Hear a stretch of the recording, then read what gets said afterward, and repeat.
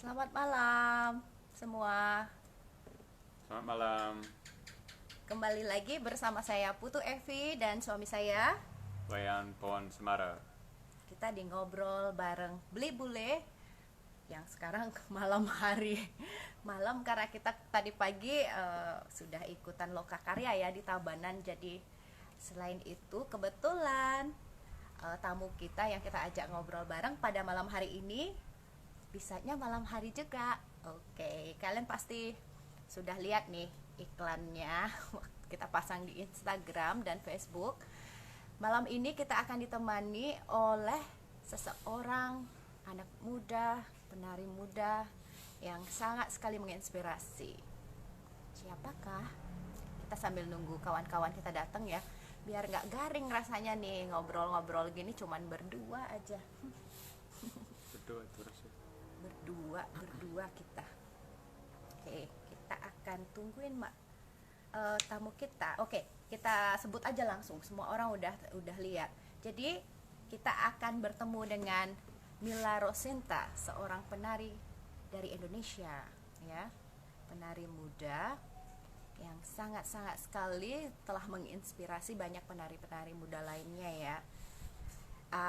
Saya akan perkenalkan lagi Mila Rosinta. Nama lengkapnya Mila Rosinta Tutu Atmojo, lahir di Jakarta 15 Mei 1989.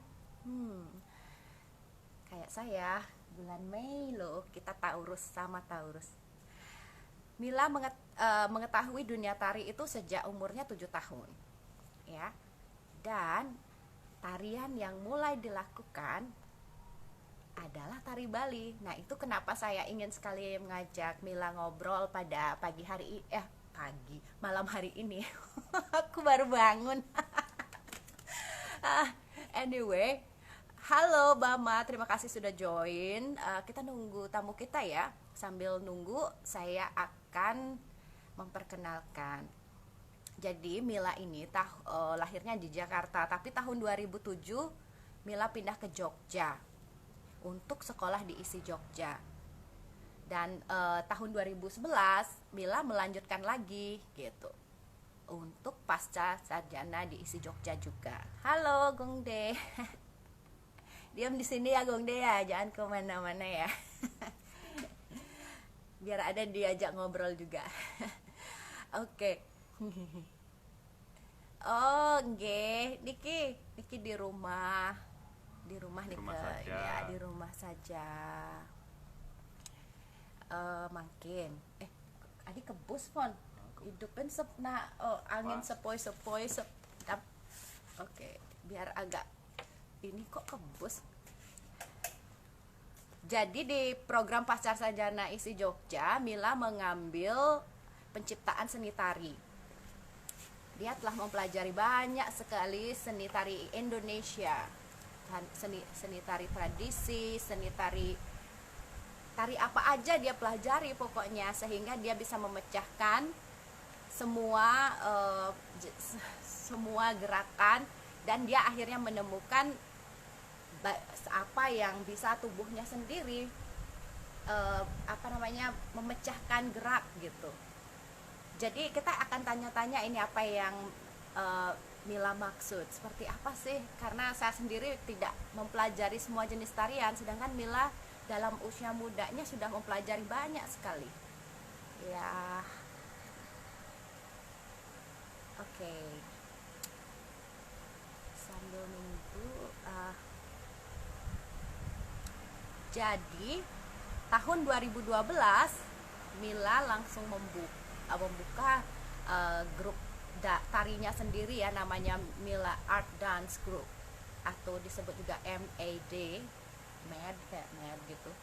Itu di tahun 2012. Berarti Masih di umur muda ya. muda banget Berapa ya. itu ya jadinya? 23 gitu ya. Mm-mm. Mendirikan sekolah. Ya, mendirikan sekolah. Luar biasa. Ya, luar biasa sekali ya. Kita nunggu ini ya, Mbak Mila. Coba saya iniin Mbak Mila dulu.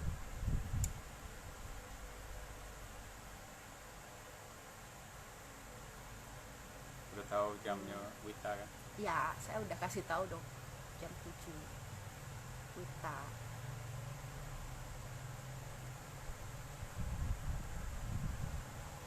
Sudah live ini. Inggih niki siaran langsung. Siaran langsung dengan tamunya Mbak Mila. Ya, seorang penari muda. Sambil menunggu ya, semoga ada kawan-kawan yang sudah live menanti kita. Sebentar, saya ada ini dari sudah.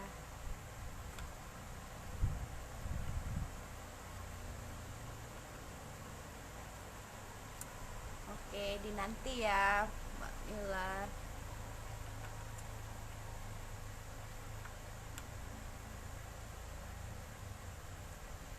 Oke, sambil menunggu kawan-kawan semua join dulu. Dan kita akan mendengarkan langsung dari Mbak Mila. Saya ini sebenarnya baru follow ada Jik Detra. Ya, saya baru follow ini Mila. Tiba-tiba muncul ya di Instagram. Mungkin karena Gumde Suara juga follow Mbak Mila, terus dan banyak kawan-kawan yang di tari follow Mbak Mila, jadi muncul ya itu story. Dari sana saya melihat ada kegiatan-kegiatannya, ya ampun, sangat sekali menginspirasi. Sebenarnya saya belum pernah bertemu, sempat komen-komen apa yang diposting, sampai akhirnya saya nggak sengaja beberapa hari yang lalu saya iseng aja message bilang apa kiranya tertarik untuk ikut ngobrol bareng. Ternyata ini last minute, padahal dia langsung bilang oke, kalau malam bisa Mbak, katanya. Jadi maka dari itu ini malam, kebetulan saya memang perlunya malam karena pagi ini kita ada ngasih ini ya workshop ya di Tabanan untuk gamelannya Beli Bule. Sebentar. Ya memang ya Gungde ya, sangat sekali menginspirasi ya. Nah maka dari itu kita ingin dengar dong cerita-ceritanya. Apa sih yang menyebabkan, bagaimana sih perjalanannya selama ini? Mungkin ada tips, ada triknya. Hai, Mila sudah di sini. Kita langsung aja ya, biar lebih banyak kita dapat ngobrolnya.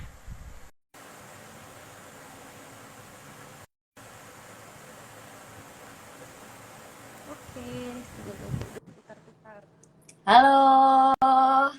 Halo, selamat malam. Malam. Salam Selamat kenal malam. Mila.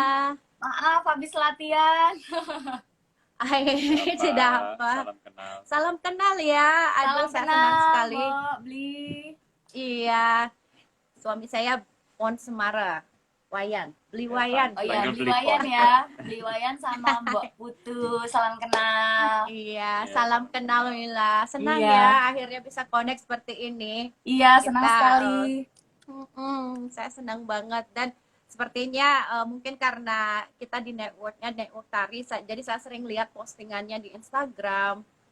Dari situ saya waktu itu lihat postingan-postingan menginspirasi sekali. Terus kebetulan banget kan karena saya ikut di Kita Muda Kreatif, jadi banyak tim-tim Kita Muda Kreatif. Jadi banyak Oh, ikut tim-tim Kita Muda Kreatif juga ya, keren. Iya, ini tahun ini saya join. Kebetulan banget Oke. kan karena lagi apa namanya seperti pandemik seperti ini, kita Aha. susah ya networkingnya. Iya, Mau benar, ketemu benar. kawan-kawan Mhm. seniman itu susah sekali. Sedangkan lewat Kita Muda Kreatif, aku ketemu banyak kawan-kawan yang kreatif, kayak Mhm. kawan-kawan yang memang di seni juga gitu. Lalu kebetulan kan ada tim dari Kita Muda Kreatif, Mas Iya. Fabian kebetulan lagi mengerjakan video, waktu itu kayaknya lagi ngadain workshop atau apa, atau bikin ada project gitu pokoknya. Iya, Terus dia benar. terus dia cerita, ini Mbak Mila ini ada tari baliknya juga loh katanya. Saya Itu tapi terus aku, udah lama banget nggak apa, memang dari kecil basicnya Bali. Udah 20 tarian sih Mbak dulu, pendalamannya di Jakarta, di Sanggar Tari guru saya namanya Bu Nyoman Sudewi. Sorry. Bu sorry. Bu aku kok Bu Nyoman aja, tapi nama belakangnya aku lupa. Nama belakang Sekarang nggak? sudah jadi pedande. Oh iya. Iya, Oh, terus kemudian ada. dilanjutkan ke taman apa namanya? Kalau di Jakarta tuh apa tuh taman taman apa Mbak?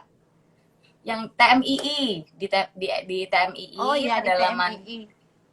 di apa di tempat anjungan TMII, kemudian akhirnya pindah ke Jogja gitu. Tapi dari dulu memang basicnya malah Bali, tapi sekarang karena udah banyak belajar, jadi aku harus belajar lagi ke pendalaman tari Bali gitu. Mohon Oh iya. dukungannya ya Mbak Putu diajarin. Iya. Ah, kita pengen dengar-dengar nih. Ah, karena ada basicnya tari Bali, karena di situ dibilang umur 7 tahun lo mulai belajar apa Hmm, diperkenalkan ke tari, dan perkenalan ya, dari untuk ke tari itu malah tari Bali duluan itu waktu di Jakarta. mhm, Mungkin bisa cerita-cerita nggak sedikit bagaimana sih kenapa ke tari Bali gitu. Padahal ya, kan di Jakarta nih, kenapa di tari Bali gitu. iya. Jadi sebelumnya memang dari kecil oleh ibu itu diperbolehkan untuk ikut beberapa banyak kegiatan gitu kayak les bahasa Perancis, bahasa Inggris, kemudian ada lukis juga, renang, taekwondo, dan salah satunya nari karena memang dari umur 2 tahun katanya suka nari-nari gitu Mbak.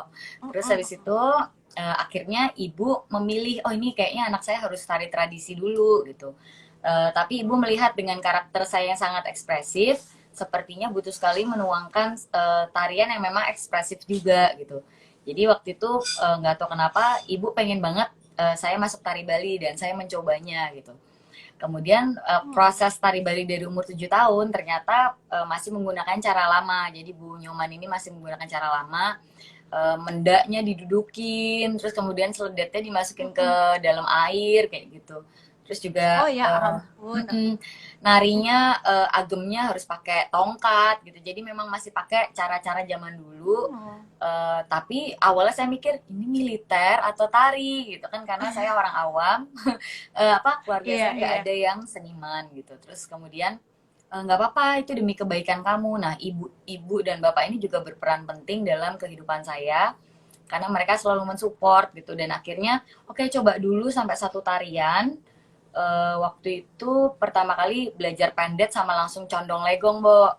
Nah terus Oh, akhirnya ada oh, lomba oke. nih gitu ada lomba nih di Ancol lomba tari tingkat SDKI untuk umur anak-anak ini anak-anak remaja dewasa gitu. Terus ya udah aku coba dulu deh ini yang condong legong pendalamannya gitu. Kemudian setelah latihan 6 bulan lebih ikut lomba itu dan senang sekali ketika mendapatkan juara satu gitu. Jadi Iya, senangnya adalah memang prosesnya berat, tapi ternyata ketika kita berhasil melewati proses berat itu ada sebuah apa keindahan atau buah yang kita ambil tuh ya dari proses itu. Nah, dari situ aku berpegang teguh dengan umur 7 tahun itu bahwa nggak apa-apa prosesnya berat, tapi nanti akan jadi bagus kok gitu. Jadi memang dari dulu, dari pengalaman itu aku akhirnya mendapatkan emang mau jadi bagus tuh ya harus berat dulu, prosesnya juga nggak gampang gitu. Dan iya, iya. guru tari Baliku apa namanya memberikan apa namanya disiplin itu tidak hanya bentuk tari tapi bagaimana juga menjalani kehidupan gitu dari cara makan kemudian banyak banget lah ilmu yang dapat diserap oleh beliau gitu jadi kayak nyantri gitu loh kalau di Bali Hmm. seperti itu Ya, ya, ya, ya, ya. terus Wah, ya beruntung sekali ya. sepertinya jarang beruntung zaman sekali sekarang ya. Jarang, jarang, Beruntung sekali. jarang ada. eh, tapi teknik yang itu guru saya sendiri memang ada satu guru yang galak sekali. Itu Mm-mm. bikin murid semua kabur. Semua murid kabur Oh kecuali saya. Tetapi memang tidak menggunakan sampai alat yang apa nama kayu yang tongkat. tongkat gitu ya. Mhm. Gerakan mata juga tidak sampai sih. Cuman kalau kita salah itu dipukul di tangan. Jadi itu bikin memori Gitu kan. ya. Ya, jadi kalau mata kita kurang bergerak ininya, dagunya itu dipukul ke sini. Jadi ibunya mungkin Oh, tanpa sadar ya itu iya. sebenarnya Heeh. Makanya sakit. yang Sakit tahan orang hati. Jepang itu ya. Ah, Iya, kayak sakit hati. Heeh, heeh. tapi enggak, saya malah suka karena saya tahu itu mengerti ya, ini kayak kan kita membentuk muscle memory, Iya, jadi benar. sebenarnya itu sebuah memori juga gitu loh Iya, buat itu saya sama di memori tubuh sehingga kita agar tidak mengulang kesalahan lagi, maka dengan sedikit sentuhan itu akan memberikan dampak memori tubuh gitu. dampak besok udah deket gurunya mau ngituin lagi kita udah Heeh, bergerak lebih langsung. gini ya. Iya Tapi begitu awal memang. tapi awalnya dengan cara itu aku kaget sih. Masa seledet aja harus masuk ke bak air, terus dia bawa kaca, terus aku harus seledet di Oh, dalam air gitu. Tapi dia bilang, oh, kamu harus merasakan sesuatu itu langsung dari alam. Jadi kamu harus tahu hmm, rasanya seledet di dalam air seperti apa, rasanya melotot di depan kaca sampai menangis itu seperti apa. Jadi dia tuh memberikan apa ya, trauma memori sepertinya, trauma memori pada tubuh iya gitu. iya Tapi hasilnya dari anak-anak yang memang setia dengan beliau itu memang hasilnya ya istilahnya berprestasi lah di bidang apa tari Bali itu gitu. Ya udah akhirnya dari iya situ iya. nggak tahu dari SD, SMP saya selalu dapat kesempatan untuk jadi ketua sanggar seni karena memang pada dasarnya saya suka ngumpulin banyak orang gitu.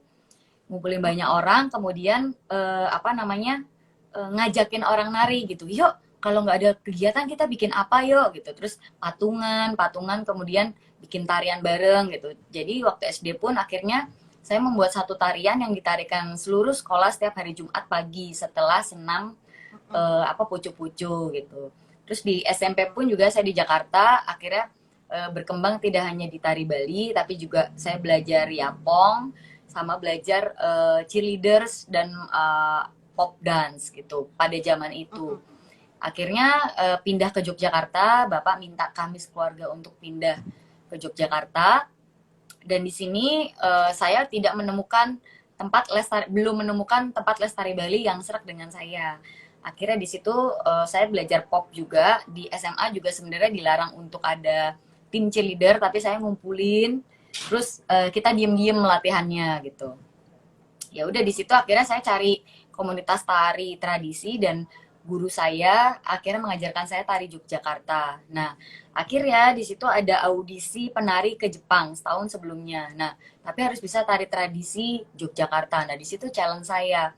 Saya akhirnya mencari guru di keraton, kemudian memperdalam tari Jogja yang sangat berbeda dengan tari Bali, Iya. secara ekspresi wajah, kemudian bentuk rasanya juga sangat berbeda dengan tari Bali. Nah, di situ sebenarnya saya tadinya mau menyerah, maksudnya, wah enak tari Bali, ekspresif, kemudian cepat, kemudian ya bentuknya ragamnya kanan kiri kanan atau kanan kiri ngeseh misalnya. Nah, tapi di Yogyakarta itu nggak ada kanan kiri, tapi biasanya sendinya lebih ribet. Kemudian narinya tuh lebih ke hati gini, kemudian Mm-mm. menep menep tuh dalam bahasa Jawa tuh tenang tapi berisi gitu loh Mbak. Bahasa Balinya apa ya kira-kira ya? Apa ya kita bilang ya, kalem ya, Ada. kayak kalem tapi kita Oh iya, itu bukan kalem ya. Sebenarnya kalau saya sempat nonton tari Jawa Jogja gitu ya, pernah waktu ke Jogja orang lagi belajar, aku lihat nonton. Em, itu agak mendekat sedikit ya ke kalau belajar gambuh gitu. Itu ada rasa-rasa tertentunya. Kalau terutama oh ini Gomde metue, bilang metu, metue. tapi metue metue namanya ya. Oh iya, heeh. Jadi ada apa namanya kalau pas gambuh, pas gerakan kan putri gambuh gitu, pembawaannya lembut gitu. Mhm, mhm, mhm. Jadi ada karakter ya berisi memang, Mhm. tapi tenang, lembut Tenang, nah seperti iya. itu. Itu yang sebenarnya di waktu remaja itu sebenarnya sangat susah, padahal ekspresi jiwa anak muda kan lebih ke yang dinamis, cepat dan lain-lain. Tapi di masa transisi remaja saya itu malah dihadapkan untuk belajar tari tradisi Yogyakarta gitu. Jadi pertama mau nyerah, Ibu, saya mau nyerah. Ayo, sebentar lagi gitu. Jadi yang nyemangatin tuh ibu saya. Ayo, kamu pasti bisa gitu. Akhirnya setahun belajar, kemudian ada audisi, saya ikut dan alhamdulillahnya terpilih untuk berangkat ke Jepang gitu. Nah, di Jepang itu saya bertemu salah satu seniman Indonesia yang menikah dengan orang Jepang di sana. Dia membuka sebuah sanggar ukurannya kayak 5x8 atau 6x8, tapi ramenya minta ampun, Mbak. Jadi ada tari Hmm. Bali, ada tari Jogja, ada dua macam itu. Nah dari situ saya terinspirasi dan saya tanya, kira-kira bisa nggak sih punya masa depan di dunia tari gitu. Nah dari situ saya terbuka bahwa kamu bisa sekali memilih dunia tari sebagai jalan hidupmu selanjutnya. Tidak hanya nari aja, tapi bisa jadi koreografer, bisa jadi setting properti atau make up, kostum, hairdo ataupun manajemen, terus promotor festival, kritikus tari, penulis tari dan banyak lagi. Karena itu kan tidak didapat dulu saya SMA SMA IPA. Jadi Mm-mm. nggak tahu kalau ada dunia di luar itu gitu.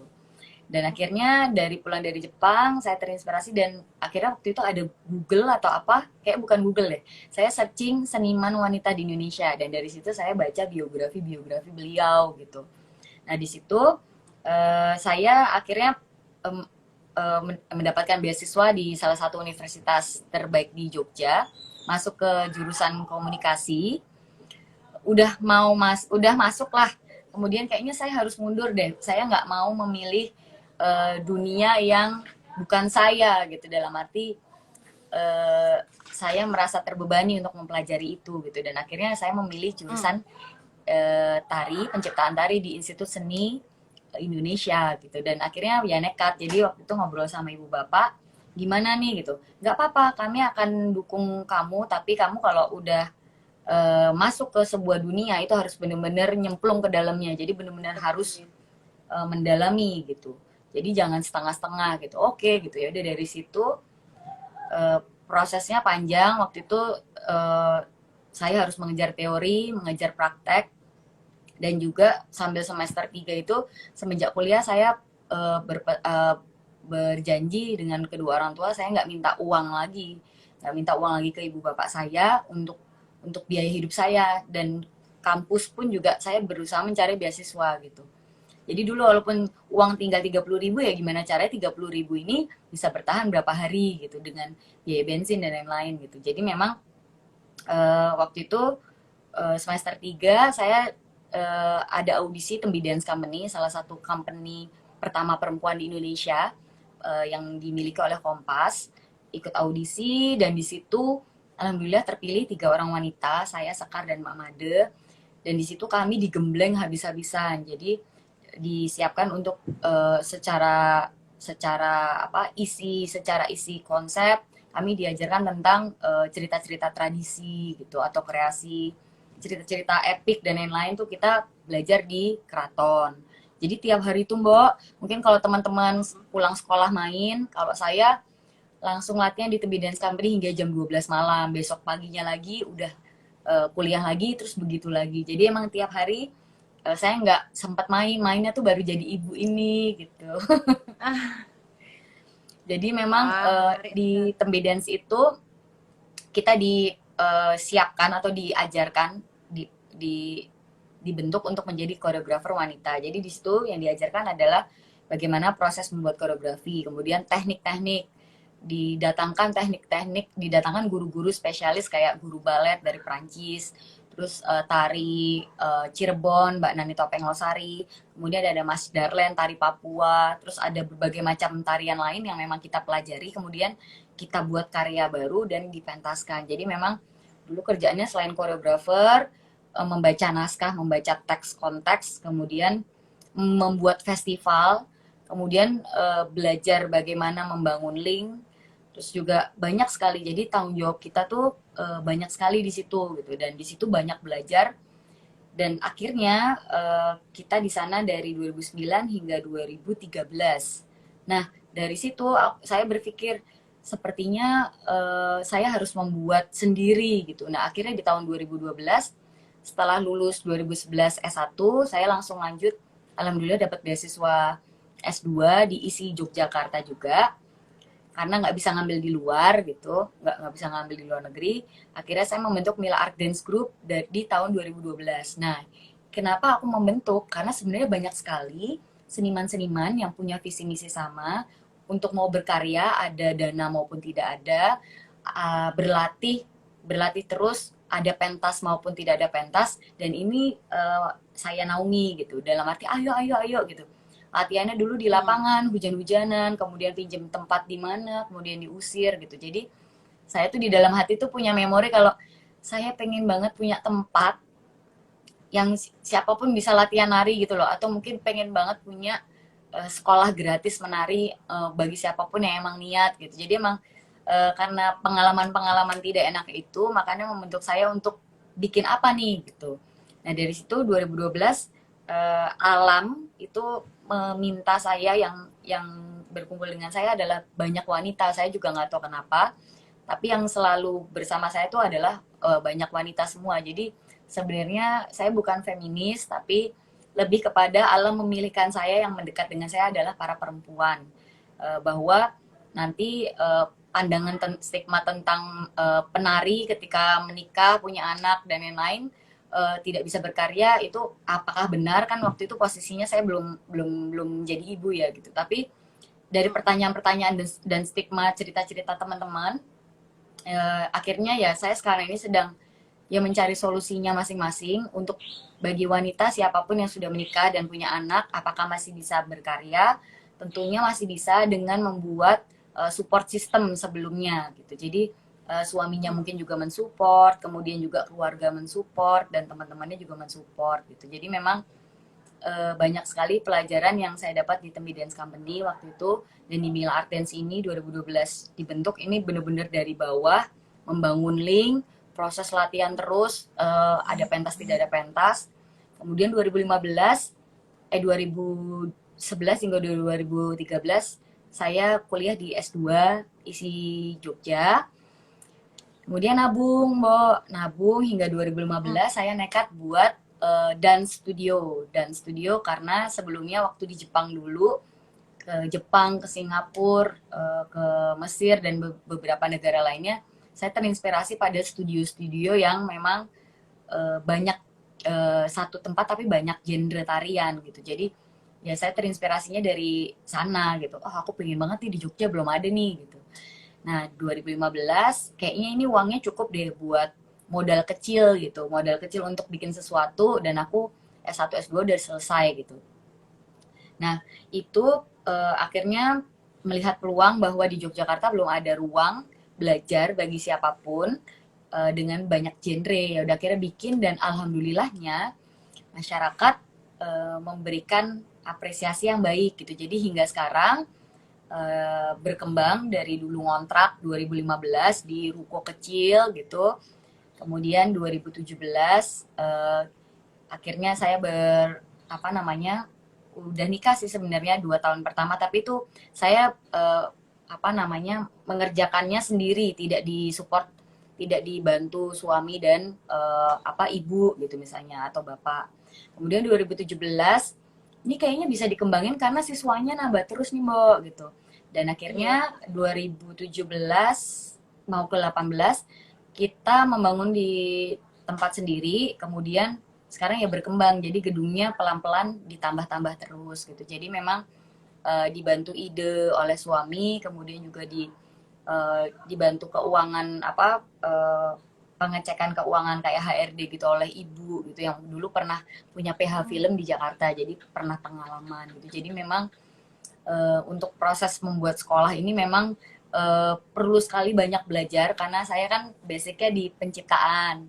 Nah, tapi untuk membuat sebuah kurikulum, membuat sebuah sistem, membuat sebuah ruang wadah berkegiatan berkesenian, itu memang butuh waktu yang lama untuk membentuk sebuah sistem gitu.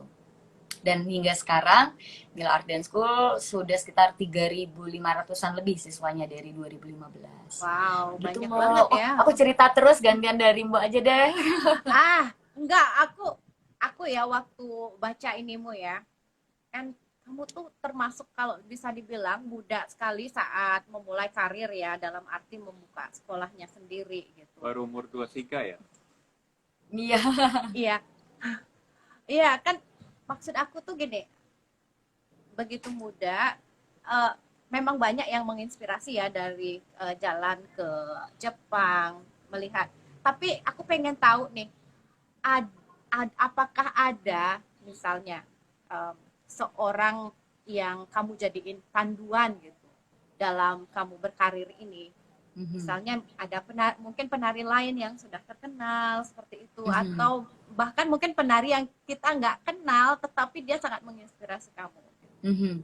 Eee, Betul. Waktu dulu pertama kali ketik-ketik, apa namanya, di internet itu, ada beberapa guru saya yang juga banyak sekali mensupport, memberikan masukan, memberikan ilmu secara secara tidak langsung, tidak harus apa, tidak harus kuliah di perkuliahan, tapi saya sering datang, kemudian nyantri, terus pulang dapat sesuatu gitu. Jadi banyak sekali, banyak guru yang sangat menginspirasi saya. Contoh misalnya kayak Pak Miroto. Pak Miroto nih salah satu seniman Jogja yang eh, terus berkembang, karyanya juga mendunia gitu. Kemudian ada Mami Uti. Mami Uti juga salah satu seniman Jogja, perempuan kontemporer di Yogyakarta. Ada Mami Uni yang selalu mensupport seluruh seniman muda, karyanya mau bagus mau jelek pokoknya disupport terus. Nah ini adalah salah satu contoh yang menurutku generasi senior kami yang terus memberikan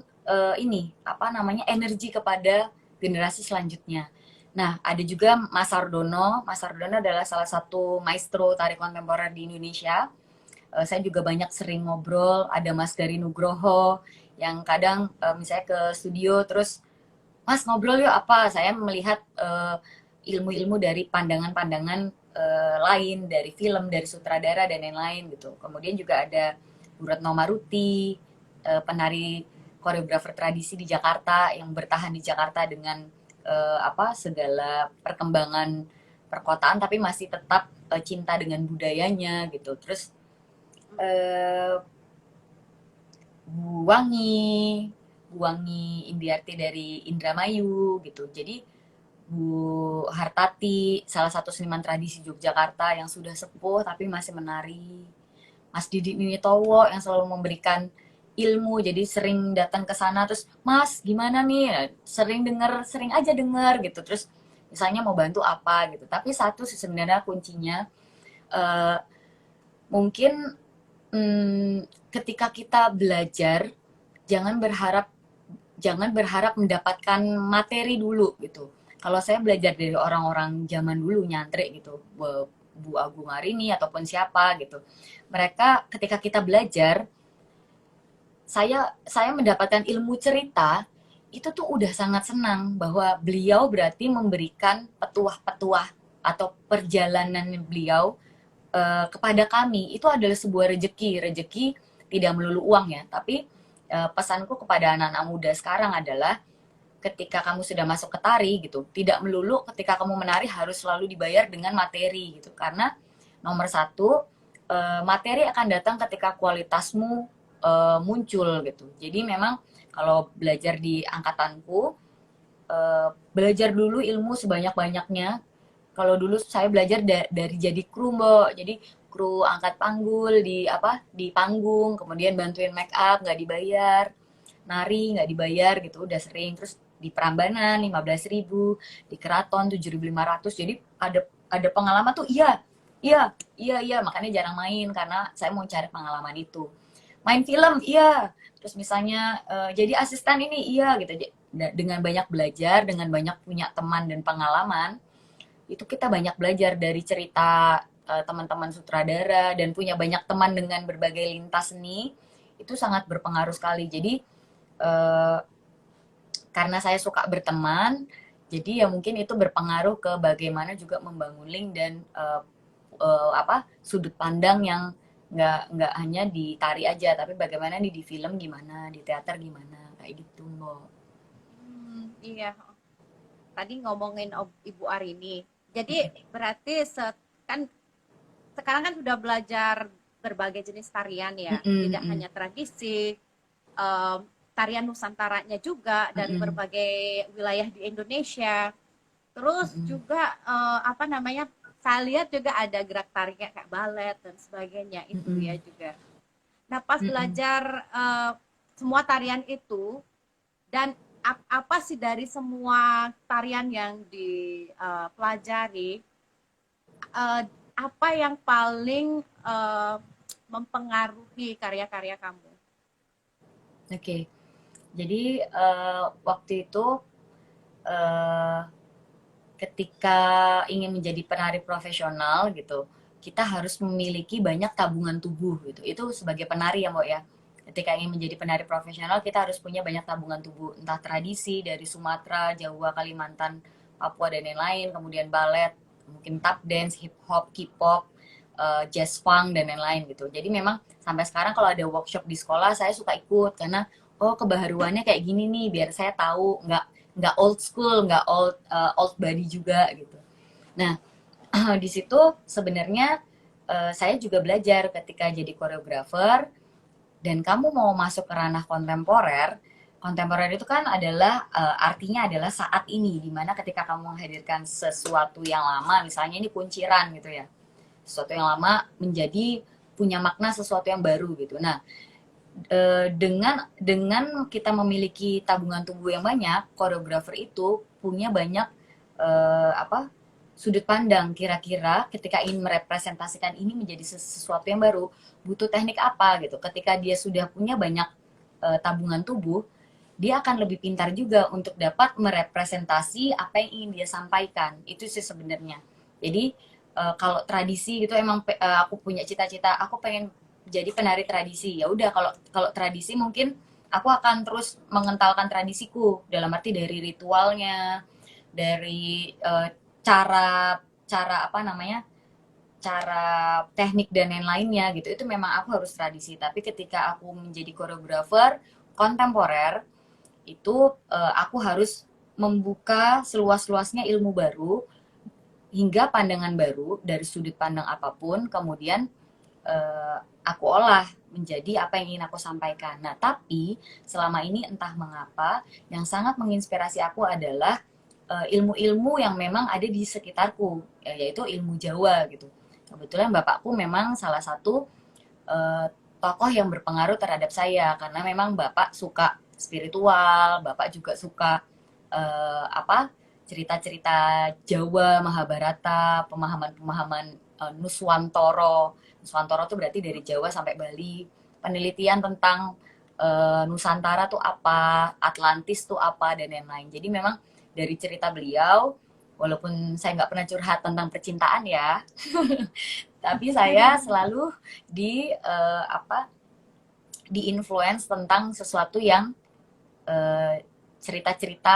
cerita-cerita Nusantara ini. Jadi secara tidak langsung saya tertarik mau pendalaman ke dalam itu sangat tertarik atau pendalaman ke budaya-budaya yang ada di sekitar itu sangat dipengaruhi oleh cerita bapak saya. Jadi entah mengapa tiap karya itu selalu Pah, aku ada ide nih, aku ada perasaan ini nih gitu. Aku kok pingin bikin karya tentang Pupur Dapur Kasur. Ini kan lagi tak persiapin nih buat dance film ini setelah ini. Ini gimana ya gitu. Oh kalau dari sudut pandang zaman dulu gini, jadi ada temen ngobrol gitu. Tapi yang selalu menginfluence saya adalah sesuatu yang dekat dengan saya, yang berhubungan dengan budaya lampau maupun budaya saat ini. Gitu Mbak. Mbak Mila, saya mau tanya ya, kalau Ya. memang kamu merasa itu yang dikelilingimu dalam sekelilingnya mempengaruhi koreografinya, itu juga dari aspek musik apa tari saja? Musik dalam arti kerawitan, atau ya, musik pengiringnya itu kontemporer, bagaimana? Biasanya kalau untuk musik itu biasanya saya akan selalu berkolaborasi dengan komposer. Jadi misalnya Mbak Putu Evi yang bikin koreo, kemudian yang bikin komposer nih ada teman saya gitu. Jadi biasanya kalau koreografi kebanyakan yang saya buat, saya selalu membuat musiknya juga. Jadi tidak mengambil musik orang lain, kecuali memang untuk lomba atau untuk apa itu biasanya musiknya ngambil dari for free di YouTube atau apapun gitu. Tapi kalau misalnya karya serius itu cenderung saya selalu membuat. Nah, biasanya eh, saya utarakan apa yang ingin saya sampaikan, kemudian kita berdiskusi dengan komposer, pemusik, dan biasanya entah mengapa karena eh, nuansanya itu selalu ada Jawa-Jawanya atau misalnya ada Bali-Balinya gitu. Jadi memang eh, tergantung dari apa yang ingin disampaikan. Tidak melulu musiknya harus ada tradisinya, tapi ketika pengen kontemporer banget lepas dari tradisi ya saya bilang kalau ini lepas dari tradisi gitu. Jadi memang ada kolaborasi antara pemusik dan koreografer. Jadi nggak 100% ide dari saya, tapi pertemuan antara saya dan komposernya gitu.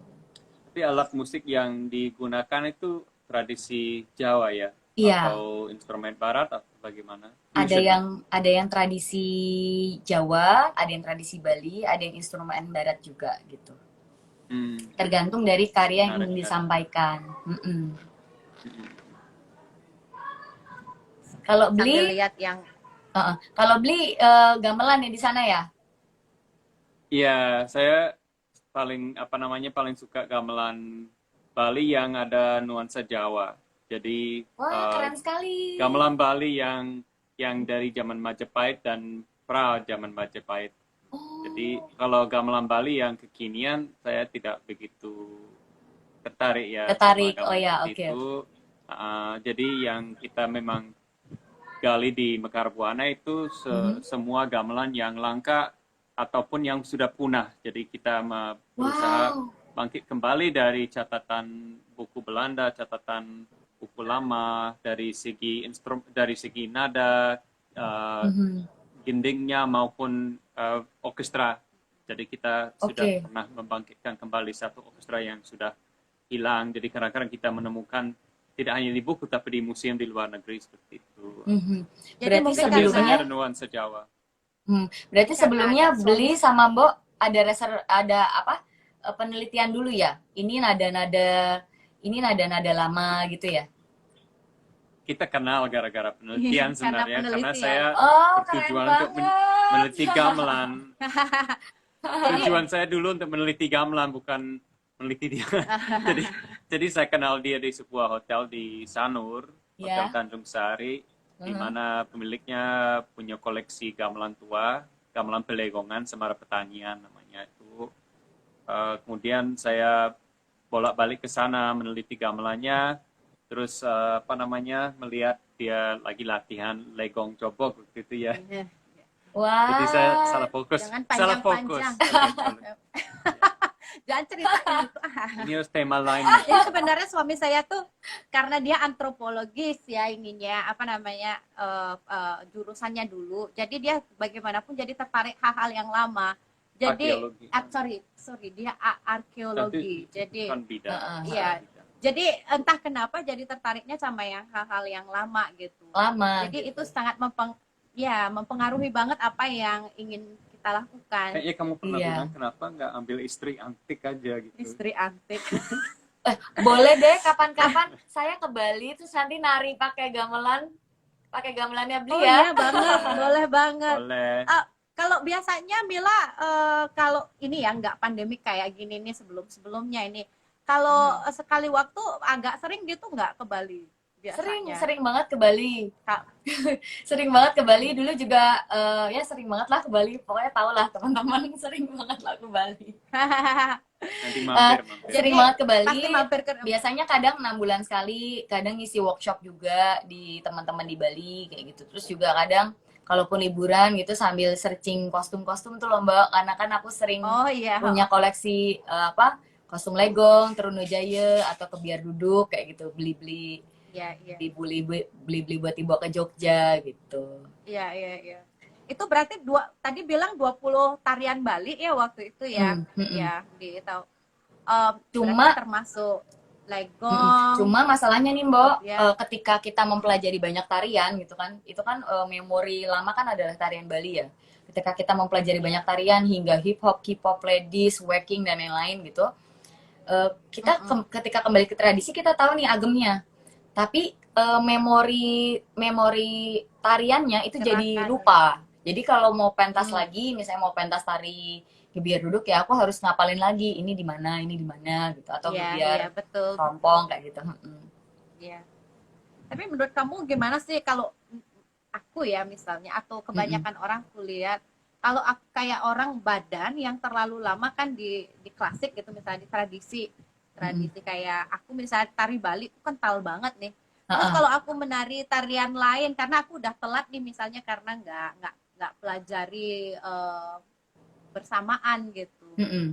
Begitu aku menari tarian lain pasti kelihatan banget nafasku nafas Balinya. Bali dari Heeh. gerakanku itu udah nggak mungkin kecuali memang mungkin aku akan butuh waktu proses yang lebih lama mungkin ya untuk mendalami lagi gerakan tariku sehingga uh, apa namanya aku bisa seperti misalnya kalau belajar tari Jawa gitu Mm-mm. misalnya aku benar-benar kalau enggak kan nafas Iya Bali itu benar. masih Kayak aku bisa Iya, medok dari Bali kayak jadinya. iya, medok Jawa ada iya, ini iya. medok tari Heeh. Bali Tapi apaan sih itu kamu. mau nggak mau terjadi loh Mbak. Jadi kayak misalnya Mm-mm. aku eh, nari K-pop misalnya, aku tuh pernah nyobain kan aku sebenarnya nggak terlalu ini dengan K-pop ya. Tapi kan karena aku punya sekolah, aku harus aku mencoba belajar nih K-pop kayak apa nih gitu. Belajar Secara bentuk aku bisa, tapi rasanya itu nggak aku perasaan banget gitu loh Mbak. Jadi aku pun misalnya belajar iya. sekarang belajar misalnya nari Bali gitu kok nari Baliku udah agak Jawa-Jawa ya misalnya kayak gitu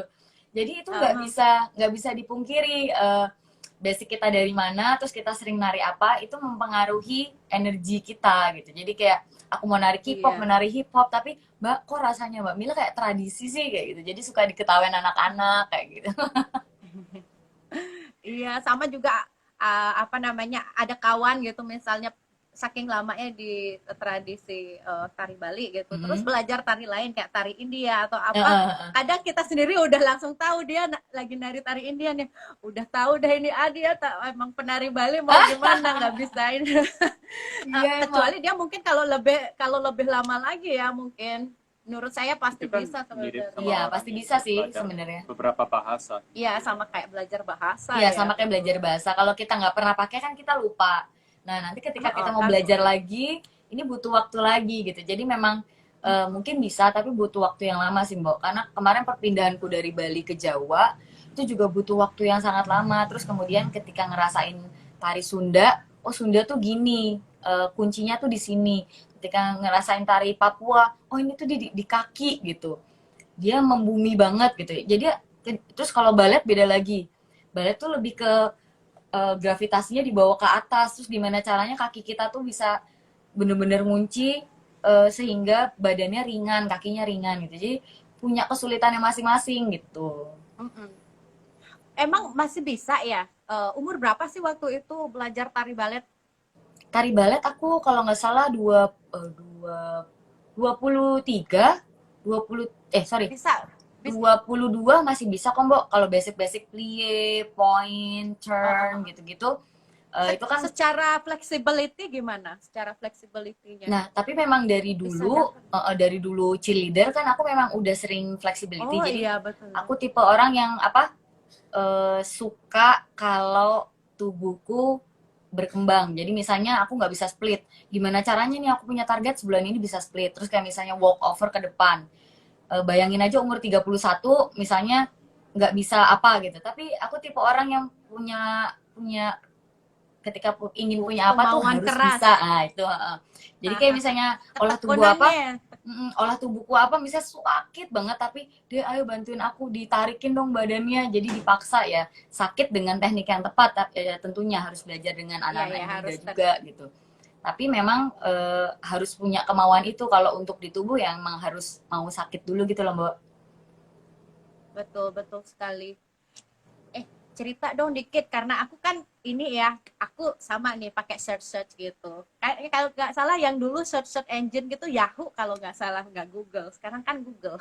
Aku nggak search search namamu nih biar aku cari profilmu gimana cara memperkenalkan tiba-tiba kamu muncul dengan nama ada filmnya gitu bisa cerita dong dikit gimana bisa masuk ke dunia film dan film ini jenis apa sih film jenis seperti apa yang kamu Iya. ikutin? Apa ada juga project film yang baru yang akan kamu ikuti juga dalam waktu Mm-mm. depan? Jadi memang ibu dari dulu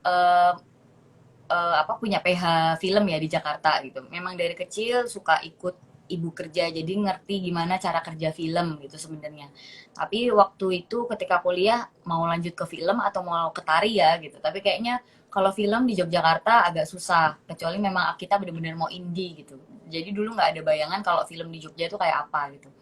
Akhirnya memutuskan di tari, tapi di situ punya kesempatan-kesempatan untuk bisa ikut di beberapa film gitu. Kayak misalnya ini sebenarnya udah 2 kali take video khusus dan dance film kayak Risang Tetuko karya Mas Denny Indra, aku Mas Denny siapa, Indra siapa itu juga filmnya udah mau masuk ke XX1 tapi ada aja kendala green screen-nya kenapa misalnya kayak gitu, atau karya kemarin juga yang sempat Friends is Magic gitu tapi juga belum masuk ke XX1, tapi juga ada kayak filmnya Mas Angginun, kisah love story note gitu, atau misalnya karya Ismail Basbet Under the Sea to the Moon gitu. Jadi memang Iya, nggak tahu selalu dapat tawaran untuk bisa jadi tokoh kecil ataupun tokoh besar gitu. Jadi memang entah mengapa ya punya kesempatan itu Mbak, karena memang aku belajar nari tuh nggak cuma nari, tapi nari itu kamu menjadi aktor. Jadi ketika udah hadir di situ kamu bukan menjadi kamu, tapi kamu menjadi sesuatu yang ingin direpresentasikan gitu. Jadi memang ekspresi ini juga dipelajari di tari Bali kan Mbak. Untungnya aku punya basic tari Bali, jadi iniku bisa main juga. Kalau mungkin kalau basicku tari Jawa mungkin cenderung lebih ke dalam kan. Tapi karena dengan tari Bali ininya main, terus juga dari dulu ikut beberapa workshop keaktoran atau misalnya sering banyak lihat orang gitu. Jadi dulu pertama dari ini apa yang lewat-lewat itu apa namanya Mbak? Peran apa tuh namanya lewat-lewat doang? apa sih peran yang lewat-lewat dong namanya? Peran Peran pembantu figuran. tapi peran figuran. Nah, jadi dari Figuran, dulu kuliah figuran. awal itu suka ikut, misalnya ada butuh Heeh. peran figuran, aku mau kayak gitu. Nah itu nungguin 1 hari ternyata nggak jadi take kayak gitu tuh juga sering gitu. Oh ya ampun. Terus jadi di situ, tapi dari situ aku lihat oh kamera roll action, oh itu kayak gitu gesturnya begitu, oh itu Heeh, heeh. oh cara Jadi megang belajar kamera juga tuh, ya. cara pegang Jadi kamera gitu. belajar. Jadi jadi ketika di satu tempat itu saya sering mengkritisi kenapa sih itu kayak gitu, kenapa sih lampunya kok nggak dimana, oh itu suka nanya-nanya kenapa lampu ada filternya, kenapa selalu nanya gitu loh Mbak, orangnya tuh nanya terus cerewet gitu. Tapi dari situ Kok kepo gitu. banyak kepo kepo, dari situ banyak belajar sama punya banyak temen dari Ya betul. berbagai bidang. Jadi eh, Ya iya. ya alhamdulillah dapat kesempatan untuk bisa memerankan di beberapa film gitu. Nah ini Oke, lagi aku simpul. prosesnya karya Mas Garin, tapi ini untuk acara Oh, KPK gitu, yang akan syuting di ya. tanggal Itu di 1-2 besok. Oh, hmm, oh. sudah muncul di Netflix belumnya? Saya perhatikan Kalau net sekarang kan banyak ada film Indonesia di mm-mm. Netflix. Kalau Netflix belum. Semoga suatu saat punya kesempatan. Amin. Ya, semoga. Ya. Ini film-film ini bisa ditonton di mana ya? Yang cuman muncul di internet kalau misalnya search nama kamu, itu yang muncul baru Another Trip to the Moon sama Love Story Mhm. Note. Oh, Mm-mm. oh. Itu Tahu. kebanyakan film-filmnya yang aku ikuti memang bukan film apa namanya? Kalau di TV waktu itu layar juga layar sempat, lebar tapi bioskop. bukan layar lebar, tapi dia lebih ke perlombaan festivalis. Jadi memang banyak sering ditampilkan di luar-luar negeri malah kayak gitu. Iya, betul. Di festival luar negeri, dan mereka biasanya memang tidak menampilkan film itu di YouTube secara full versi. Jadi mereka hanya mengirimkan teaser, tapi video-videonya ditayangkan di festival-festival film di beberapa negara kayak gitu. Ini ada pertanyaan loh Mbak. Menarik, asik. Oh, ada. Ayo kita tengok. Mana Belum nih? scroll ke Aduh, bawah. ntar. Aku ini rada gaptek gitu loh. Kalau apa namanya berhubungan dengan menggunakan ini Internet. sosial media. Ayo kita Ini ada lihat suara apa yang Danta. Halo Itu di Dek, suara bawah. Danta. Iya, ini Bung Suara. Bung Suara. Aku kemarin buat video dibantu Bung Suara. Oh iya, dia Katanya lagi paling bawah. bikin banyak video Nggak ya. ada. Iya, oh. Coba font yang cari deh. Paling bawah. Tanganku. Ada pertanyaan yang paling dari bawah dulu kali ya. Ah, ini dia. Iya, betul. Nih, Dari bawah aja. Mbak Mila, kalau basicnya tradisi, ingin move ke kontemporer, kiat-kiat yang harus dipelajari dan dilakukan apa ya, baik itu wiraga maupun wirasanya gitu. Kalau dari Mbak Mila, mungkin yang pertama harus dilakukan, belajar dulu tentang flexibility. Jadi kalau di tari tradisi kan, kita cenderung di tari tradisi kita lebih membumi gitu ya. Jadi bagaimana kita belajar sesuatu yang kontras dari tari yang sudah kita pelajari gitu. Jadi biasanya kalau tari tradisi dia membumi, kemudian mendak dan lain-lain, mungkin kamu bisa belajar sesuatu yang kontras dari itu, mungkin belajar balet atau sesuatu yang berhubungan dengan badan ringan, contract and release Martha Graham misalnya kayak gitu. Atau misalnya belajar tari lain apa aja, itu akan mempengaruhi perkembangan tubuh atau movement dirimu gitu. Walaupun nanti pasti suatu saat kamu akan milih tarian mana nih yang nyaman di tubuhku gitu. Tapi paling enggak kamu sudah pernah mencoba, itu adalah salah satu pengalaman yang akan memperkaya tubuhmu gitu. Jadi kiat-kiatnya adalah pelajari tarian yang lain, tidak hanya satu tradisi aja, tapi banyak tradisi bisa.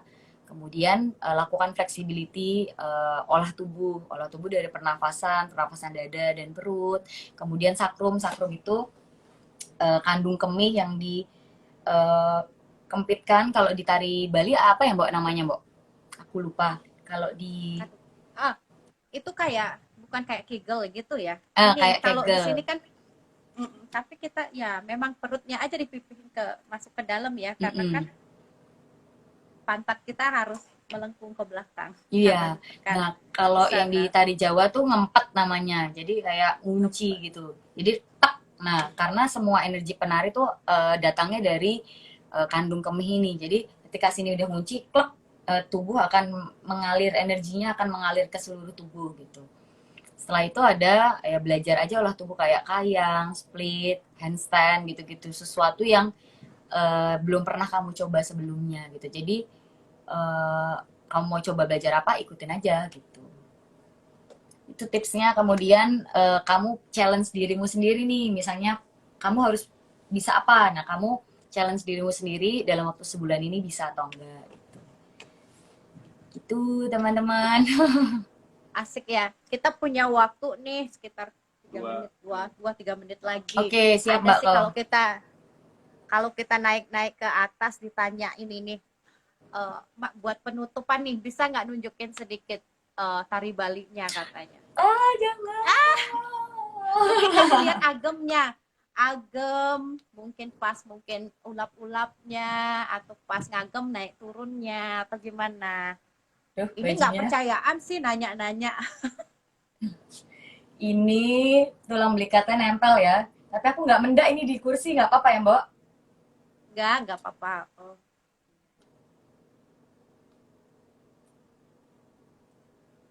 Nah, udah agak Jawa, Mbak.